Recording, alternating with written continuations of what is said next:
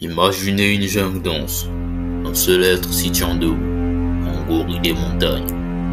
Face à lui, sans homme, aucune arme, aucun avantage technologique, juste la force brute contre la stratégie humaine. Alors, qui gagne?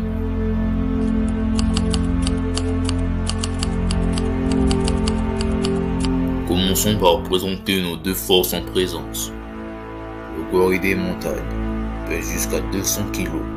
Sa force est légendaire. Il peut se lever 6 à 10 fois son poids. Avec ses bras massifs, ses crocs puissants et sa rage défensive. Il est redoutable au corps à corps. Ce n'est pas un prédateur, mais c'est un véritable combattant né. En face, sans hommes, sans armes modernes, ni fusil, ni flèches, ni filets, juste leur courage, leur instinct de survie et leur capacité à coopérer. L'homme est faible individuellement et puissant collectivement.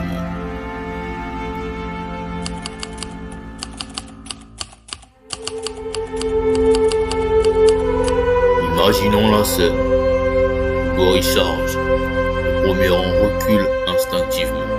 L'un d'eux tombe et disparaît sous une masse de monstres orange. En quelques secondes, il pourrait neutraliser une dizaine d'hommes, peut-être bien plus. Ses coups sont capables de briser les os comme du verre. Ce n'est que le début, car contrairement aux autres animaux, les humains ne se battent pas seuls. Ils s'adaptent, ils apprennent, ils s'organisent. Ils peuvent encercler, isoler, fatiguer, puis submerger leur adversaire par le nombre.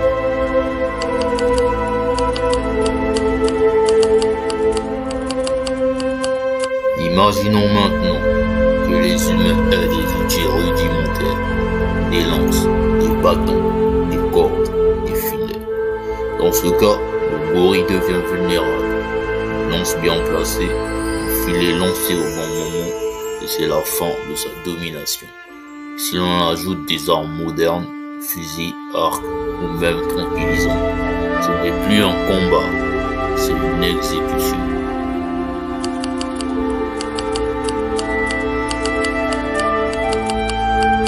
Alors, qui gagne ce face-à-face improbable? Sans armes, le gorille est une véritable machine de guerre. Il pourrait tuer entre 20 et 50 hommes avant d'être submergé. Mais pour mieux comprendre ce qu'il représente dans ce combat, il faut connaître l'animal lui-même. Le gorille des montagnes est un être paisible par nature. Il vit en groupe dans des familles soudées, dirigées par un doigt argenté. Le mâle dominant. Il n'est pas territorial de manière agressive. Et il sait menacer.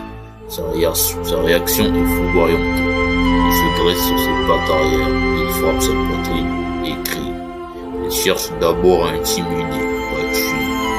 Et si l'affrontement est inévitable, il devient l'un des animaux les plus dangereux de la planète en combat rapproché. Une morsure de gorille peut déchirer un membre. Ses bras plus puissants que ceux de plusieurs hommes réunis peuvent frapper avec une force colossale. Et pourtant, il n'est pas un tueur.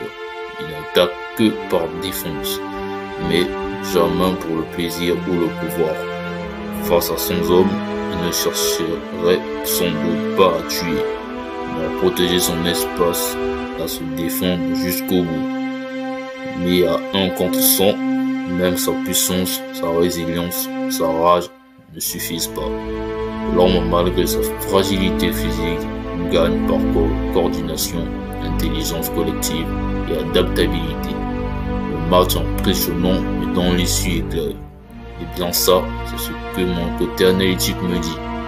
Mais il existe un monde où les hommes pris de panique se font littéralement laminer par ce magnifique animal.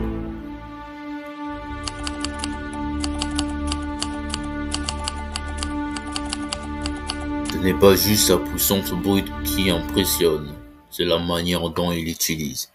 Le gorille n'est pas violent par défaut.